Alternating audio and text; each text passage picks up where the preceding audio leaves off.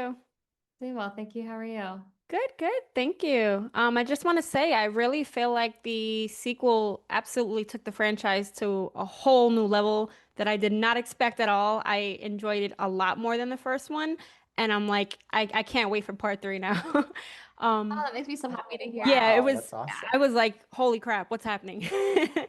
So, Madeline, you're establishing yourself as a scream queen, not only from Cheryl to Polaroid, and now all three movies were shot back to back. Can you tell us what that process was like, reviving the beloved franchise and taking it to a whole new direction? I'm a really big fan of the original 2008 film that Brian Pacino created, and it honestly is and was my favorite scary movie of all time. So it was really big shoes to fill, and I felt that heaviness and that weight. But stepping into it, I was really thankful looking back that we shot all three movies together. It was definitely a big behemoth to take on. We shot like movie three in the morning, movie one in the evening, movie two the next day. It was all over the place, but it was a really cool challenge as an artist, and I'm really thrilled and proud of the work that we did, especially for movie two and three. I think what you said at the beginning perfectly encapsulates how we feel. Like movie one had to be made in order to get us to movie two and movie three, which I think will have original Strangers fans like myself just like jumping for joy in their seats and terrified.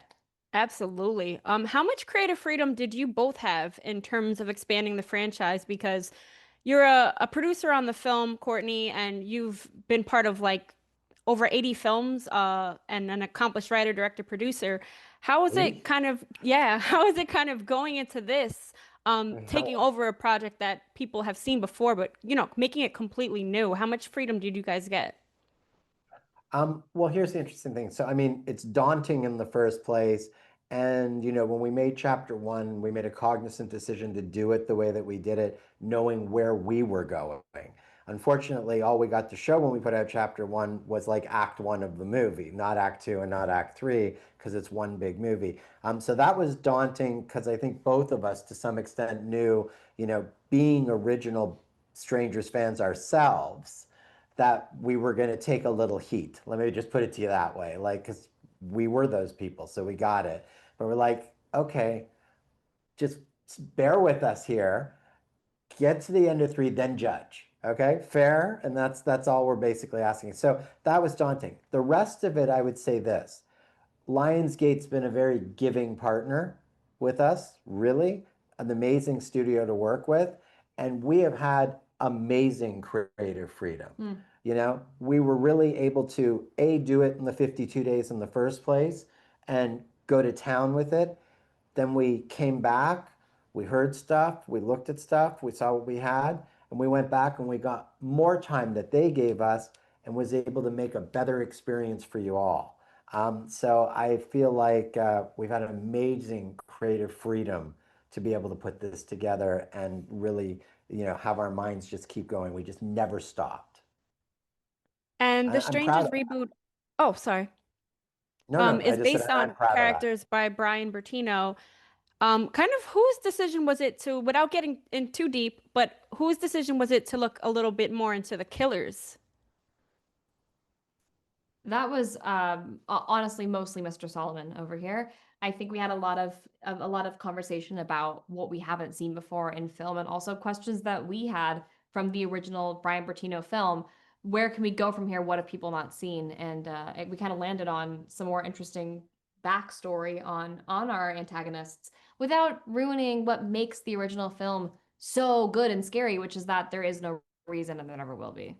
And you'll even see more of this backstory in chapter three, Ooh. right? Yes. So you will see more of this backstory in chapter three. And as Matt's just said, the one thing that we decided when we said we're going to go down there, because it's integral to understanding how the whole thing comes together, but is that you're never, the fact that they just kill randomly doesn't in any way get barbarized by what we show you in that backstory. That's what we can say definitively to you. That doesn't change. Exactly what made them so terrifying in the original Strangers that way is exactly what they are, right? You're learning a little bit more about the what, but not anything else that, like, changes. That's just what they do. Yeah, I feel like it teases just enough, and you kind of like perfectly explained it. that it's like you have to watch all three. Because especially the way that this ends, you're like, I need three now because I need to know what happens. And you definitely have to watch it like chronologically for it all to kind of make sense. By the way, three goes somewhere where you just won't even imagine. I can say this one thing. What made the original Strangers so shocking, I feel like in three, we actually bring that back and in certain ways surpass it as a fresh thing that you totally won't be expecting at all. We'll say that flat out. Ooh. Well, thank you so much, guys, for taking the time. Definitely looking forward to three. Thank you so much. Thank you. Have a great one. You too. Bye.